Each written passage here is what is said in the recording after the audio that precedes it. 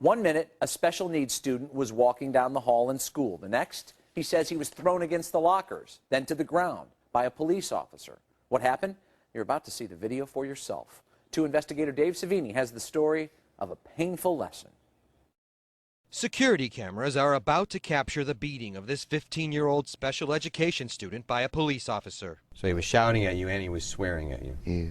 Marshawn Pitts says the officer started by verbally abusing him because his shirt wasn't tucked in. I was tucking my shirt in.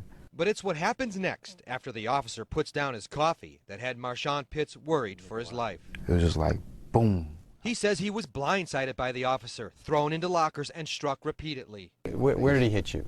He hit me like right here, and boom.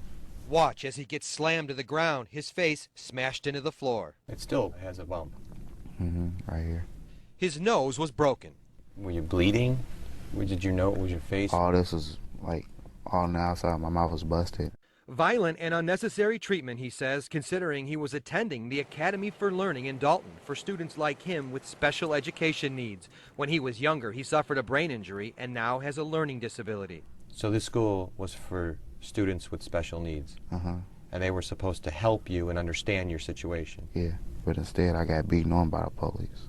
The officer was in his face because he didn't have his shirt tucked in. Ed Mansky is Marshawn's attorney. And that's the officer put in that school to protect these kids.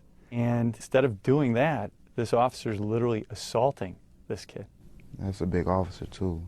The officer in question was a Dalton police officer, and the hold he puts Marshawn in can be a dangerous one. He's on top of this Right. young man, okay? Right. That's called a face-down takedown. Yes. This type Typically, of physical face-down restraint takedown has is killed when students, one says of our Zena Nadic kids from is Equip for Equality, a legal advocacy group that fights for the rights of people with disabilities. It's called a face-down takedown. A face-down takedown. Takedown, and kids often, and adults, die because they can't breathe. This government accounting office report was released in May, just 1 day before the officer's use of the hold on Marshawn.